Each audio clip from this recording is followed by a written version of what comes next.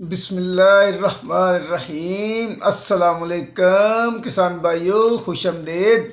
मैं हूँ राना मोहम्मद नवाज़ और क्लिनिक एग्रो फार्म की जानिब से आपकी खिदमत में हाजिर हूँ।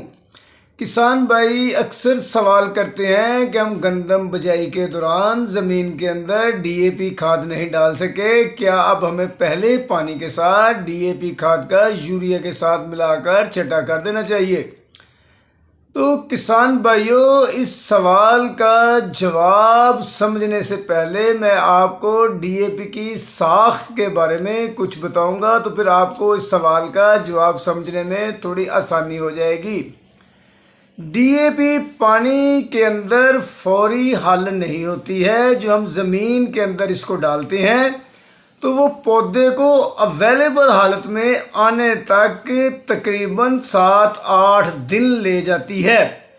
इब्तदाई दिनों के अंदर पौधा जो खुराक हासिल करता है वो बीज के अंदर ही मौजूद होती है। इब्तदाई 8-10 दिनों के अंदर जो पौधे ने खुराक हासिल करनी होती है वो बीज के अंदर ही मौजूद होती है। जैसे ही पौधा जड़ें निकालता है ज़मीन की तरफ और ऊपर की तरफ पत्ते निकालने की कोशिश करता है, तो डीएपी का कम्बिनेशन इस हिसाब से बना होता है कि वो उस वक्त तक अवेलेबल हालत में आ चुका होता है और पौधे की जड़ों को मिलना शुरू हो जाता है, जिससे पौधे जड़ें लंबी करते हैं, मजबूत करते हैं और पूरी ताकत के साथ ज़मीन को पकड़कर ज़मीन के ऊपर खड़ा हो जाते हैं।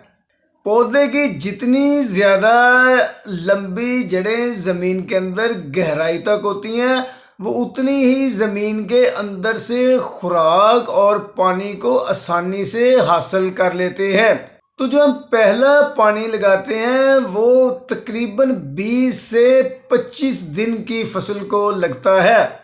एक तो हम फास्फोरस खाद डालने में पहले ही लेट हो चुके हैं, तो ऊपर से हम ये सोच रहे हैं कि अब हम फास्फोरस जो खाद हमने डालनी है, डीएपी डालनी है, उसको पानी के साथ मिलाकर या छटा कर दें या पानी से पहले छटा कर दें।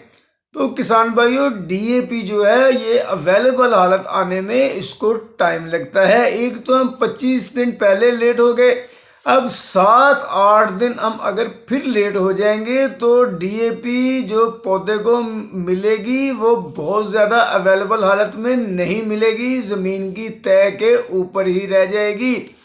पौधे की जड़ें ज़्यादा गहरी हो चुकी हैं, जड़ों तक कम जाएगी। तो जो पहले पानी लगाने के बाद फसल की कंडीशन होती है या जब हम पहला पानी लगाने की तरफ जा रहे होते हैं, तो ये बड़ा फसल के लिए अहम और ज़रूरी टाइम होता है। इस वक्त पौधे ने शगुफे बनाने होते हैं, नई नालियाँ निकालनी होती हैं, पौधे को बहुत ताकत की ज़रूरत होती है। तो इस वक्त हमें कोई ऐसी खाद डालनी चाहिए जिससे पौधे को फौरी जो फास्फोरस हम ज़मीन की बिजाई के वक्त नहीं डाल सके हैं वो भी मिल जाए और नाइट्रोजन भी मिल जाए, ताकि पौधा पूरी कुव्वत के साथ अपने शगुफे नालियाँ बना सके। तो किसान भाइयों, मार्केट के अंदर एक नाइट्रोफास जो खाद है वो एक ऐसी खाद है जिसके अंदर फास्फोरस भी मौजूद होती है और नाइट्रोजन भी मौजूद होती है। अगर आप इस वक्त 2 बोरी नाइट्रोफास की पहले पानी के साथ डाल देते हैं तो इससे आपको दोनों ही फायदे हो जाएंगे। 2 बोरी नाइट्रोफास के अंदर 1 बोरी डीएपी के बराबर फास्फोरस मौजूद होती है और 2 बोरी नाइट्रोफास के अंदर 1 बोरी यूरिया के बराबर नाइट्रोजन भी मौजूद होती है। तो अब आ जाए कि इनकी कीमतों का भी कुछ खास फर्क नहीं है।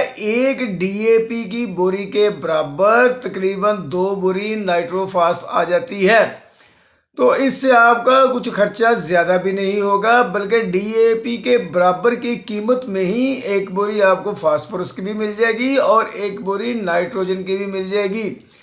तो ये पानी के अंदर फौरी हल होने वाली खाद है। ये फौरी हल होकर पौधे की जड़ों तक भी पहुंच जाएगी और पौधे को ज़्यादा से ज़्यादा अवेलेबल भी हो जाएगी। और जो हम खाद डालने में लेट हो चुके हैं वो कमी भी तकरीबन पूरा हो जाएगी और पौधे जो हैं वो बेहतरी की तरफ, ज़्यादा नालियाँ बनाने की तरफ, ज़्यादा शगुफ़े बनाने की तरफ चल निकलेंगे और इससे हम जो पैदावार है वो भी तकरीबन नॉर्मल लेने की पोजीशन में वापस आ जाएंगे। तो काश्तकार भाइयों, जो फास्फोरस होती है उसकी कमी के असरात जो होते हैं पौधे के एंड तक चलते रहते हैं। तो फास्फोरस की कमी जो है ना वो इस खाद डालने से, जो हम पहले नहीं डाल सके हैं, तकरीबन दूर हो जाएगी।